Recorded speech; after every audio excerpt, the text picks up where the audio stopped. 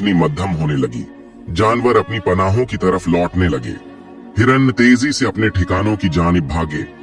उधर हजरत मोहम्मद सल्लल्लाहु अलैहि वसल्लम एक सहाबी से फरमाने लगे, तुम जाओ उस बीवा औरत को खाना दे आओ।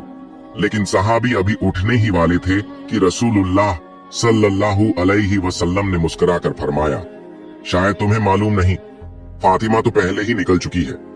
ये सुनकर एक और सहाबी भी उसी नियत के साथ जंगल की सिमत रवाना हो गए। इधर हजरत फातिमा रजी अल्लाह ताला अन्हा अजनबी और सुनसान रास्ते से जंगल की तरफ बढ़ रही थी।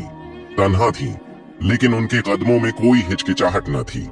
दूसरी तरफ वो सहाबी भी जंगल में दाखिल हो चुके थे, मगर दोनों को एक दूसरे की मौजूदगी का इल्म न था। रास्ते में हजरत फातिमा रजी अल्लाह ताला अन्हा को कुछ अजीब सा एहसास हुआ, जैसे कोई उनके पीछे है।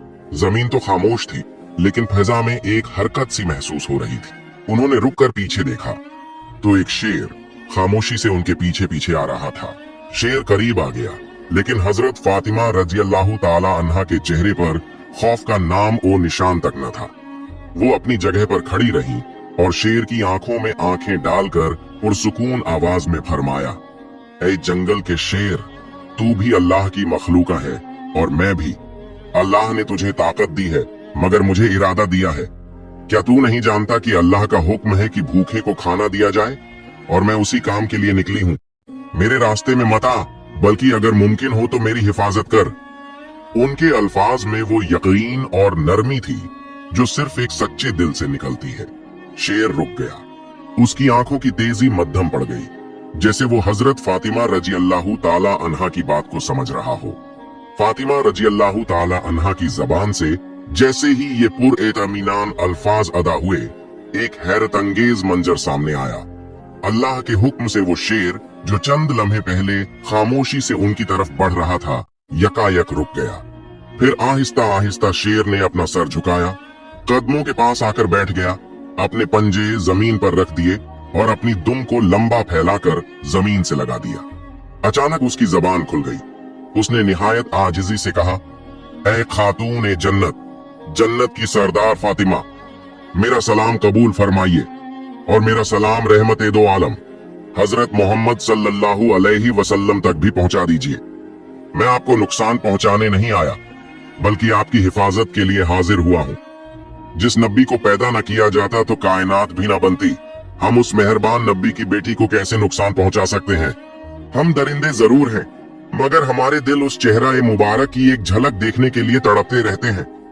हजरत फातिमा रजी अल्लाह ताला अन्हा ने सर झुकाया, शेर पर एक नजर डाली और दिल ही दिल में अल्लाह का शुक्र अदा किया। उसी वक्त दूर से वो सहाबी जो जंगल में दाखिल हुए थे, ये सारा मंजर देख रहे थे। हैरत और मोहब्बत से उनकी आंखें भीग गईं। जज्बात में डूबे हुए उनकी जबान से बेसाख्ता निकल पड़ा, ऐ अल्लाह, हम कितने खुशनसीब हैं कि तेरे नबी को मानते हैं, लेकिन अफसोस उन लोगों पर जो आज भी उस नबी को नहीं पहचानते जिसे जंगल का दरिंदा भी पहचानता है। ऐ अल्लाह, तू उन्हें भी हिदायत दे। उस सहाबी की आंखों से आंसू बहते रहे और वो खुशी खुशी वापस मदीना की तरफ रवाना हो गए, ताकि हजरत मोहम्मद सल्लल्लाहु अलैहि वसल्लम को ये वाकया सुना सके। इधर हजरत फातिमा रजी अल्लाह ताला अन्हा का सफर जारी रहा। वो शेर अब उनके साथ था, खामोशी से उनकी हिफाजत करते हुए उनका रास्ता साफ करता जा रहा था और उन्हें जंगल पार कराकर उस बीवा औरत की झोंपड़ी की जानिब ले जा रहा था।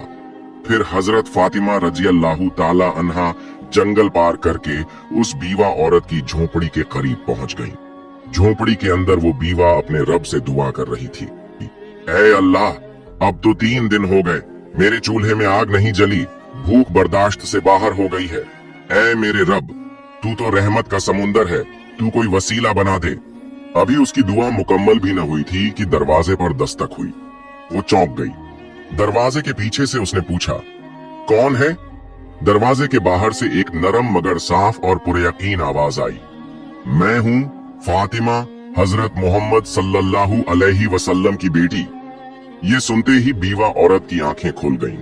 वो बेखुदी के आलम में दरवाजा खोलने दौड़ी। जैसे ही हजरत फातिमा रजी अल्लाह ताला अन्हा अंदर दाखिल हुई और खाने का सामान सामने रखा